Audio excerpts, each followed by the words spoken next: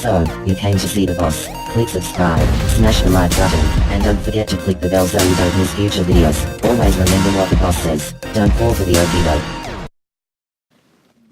Hi guys, this is Crypto Big Boss. It's been a while. I just wanted to go ahead and drop a little science on what's going on in the crypto space. I guess we had a scratch launch for the February 27th liftoff as the VanEck ETF proposal was pulled back and then resubmitted. My understanding is that when the SEC has to make a decision about these proposals, there's basically a 45-day period that they go through. The first 22 and a half days is for the public to basically discuss what they think about the proposal, and then the second 22 and a half days is for the SEC to actually process and make their decision.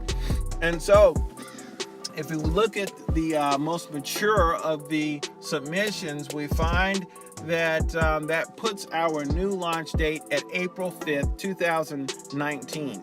I wanted to go ahead and read through this short article by Helen Parts about what the SEC chairman actually feels about the Bitcoin ETF at this point.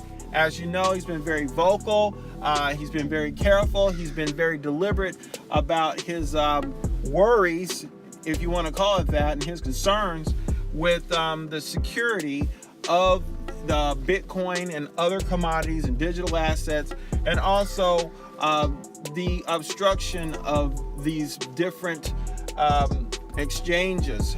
He basically doesn't want to see, and for that matter, the entire board doesn't want to see the manipulation of the currency.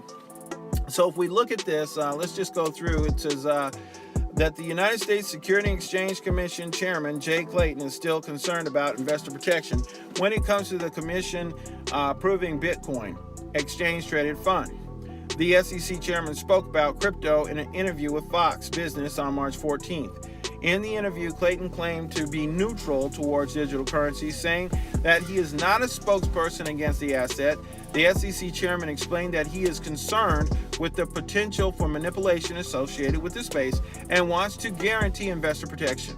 What I'm concerned about at the moment, he says, quote, is if it can be reasonably demonstrated that the underlying trading is generally not manipulated. It's happening on a reliable venues with good rules, and that custody is something we can feel comfortable about. He goes on, it says, while Clayton declined to comment on any specific Bitcoin ETF, he still noted that there may be a case where a Bitcoin ETF could satisfy our rules, the chairman elaborated. Isn't that great? Okay, that's a change in tone there. He went on to say, and I quote, I think this technology has and is already demonstrated pretty significant promise. But it is demonstrating significant promise in the places where it's consistent with our approach to capital raising in the past.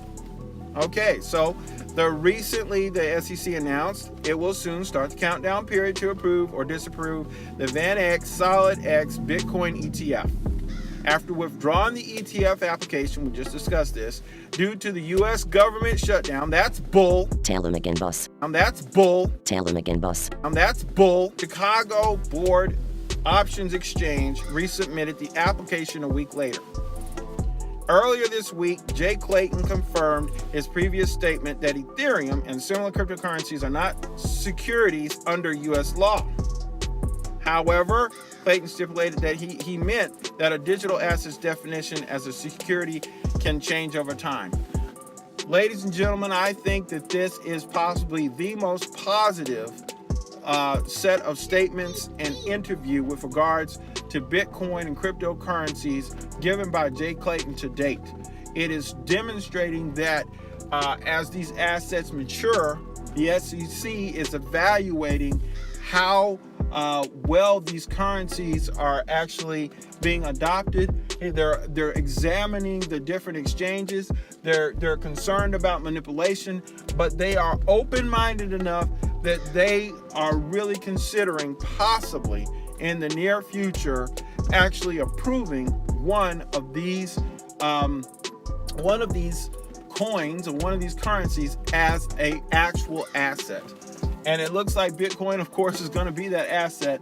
I don't know what this means for the altcoins and Ethereum. It didn't sound very positive there.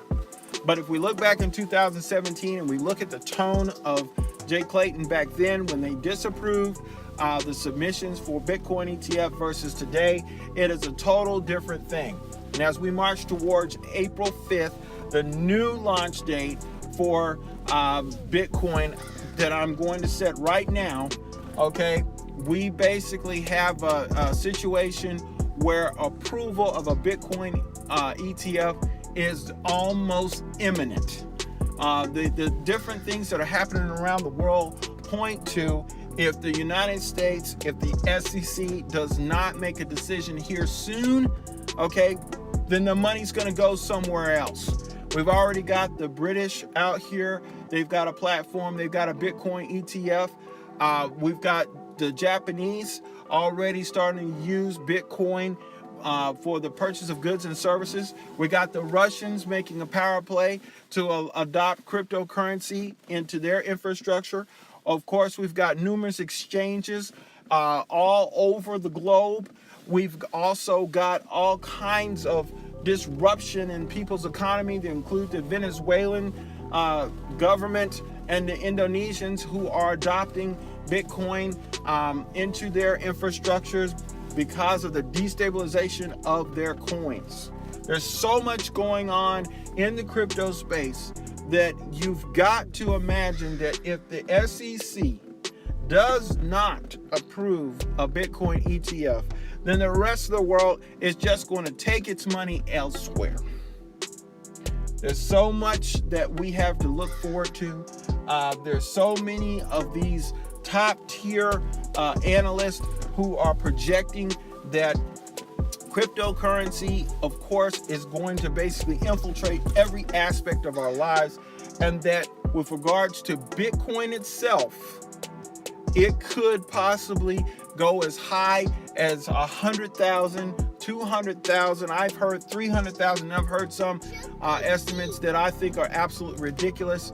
But I tell you what, this is some exciting information and exciting times. It is just one of those times where I think you really ought to go out there, do your research, make your own decision, but don't get left in the dust by not having at least one Bitcoin if you can stand it.